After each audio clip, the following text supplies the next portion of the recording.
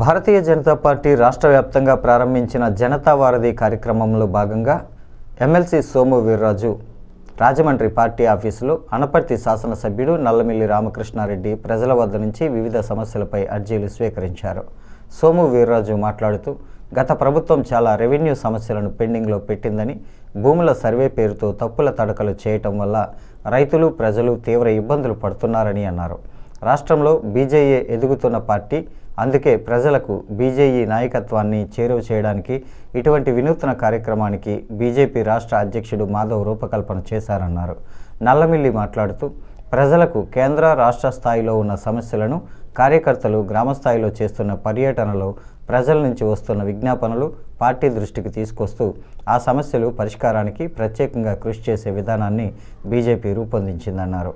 ప్రభుత్వ పథకాల అమలు, అభివృద్ధి, సంక్షేమం, ప్రజావసరాలు, ఇతర సమస్యలపై జనతా వారధి ప్రజల పక్షాన పనిచేస్తుందన్నారు. జనతా వారధి జోనల్ ఇన్ఛార్జ్ బొమ్మల దత్తు, జిల్లా అధ్యక్షుడు పిక్కి నాగేంద్ర, ఓబీసీ మోర్చా అధ్యక్షుడు రంగుల గోపి, పరిమిరాధ, రేలంగి శ్రీదేవి, నర్సిపల్లి హారిక, మద్దిపాటి రజని, వీర వీరాంజనేయులు, యానాపు యేసు, సూర్యప్రభ తదితరులు పాల్గొన్నారు.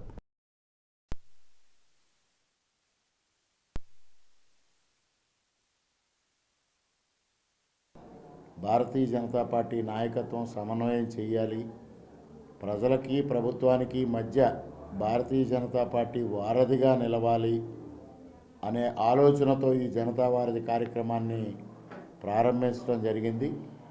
ఈరోజు రాజమహేంద్రవరం భారతీయ జనతా పార్టీ కార్యాలయంలో పెద్దలు సోము వీర్రాజు గారు, నేను కలిసి ఈ కార్యక్రమాన్ని ప్రారంభించడం జరిగింది.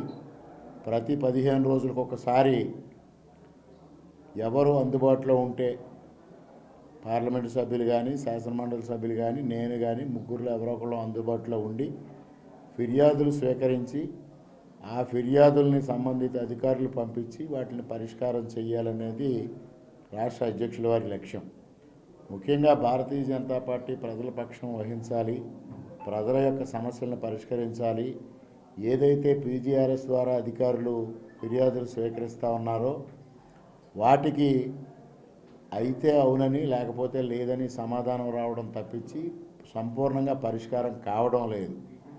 మేము దీన్ని వ్యక్తిగతంగా తీసుకొని పరిష్కారం అయ్యే వరకు ఫాలోఅప్ చేసి వాటిని పరిష్కారం అయ్యి సంబంధిత ఎవరైతే ఫిర్యాదుదారులు ఉన్నారో వారికి మరలా సమాచారం అందే ఏర్పాటు కూడా చేయడం జరుగుతోంది. సమస్యల యొక్క ఆధారిత డేటా బ్యాంక్స్, ప్రాబ్లం యొక్క డేటా బ్యాంక్స్ని సేకరించాలనేది. ఇందులో ప్రధానంగా గ్రామాల్లో గత ప్రభుత్వం ఈ యొక్క రెవెన్యూ డిపార్ట్మెంట్స్తో సర్వే చేయించడం, ఇది చాలా తప్పులు తడగ్గా జరిగింది. ఇప్పుడే కోటికేశ్వరం నుంచి ఒక రిప్రజెంటేషన్ వచ్చింది. అంటే ఇందులో వాళ్ళు చేసిన సర్వేలో 30% తప్పులు చేశారు.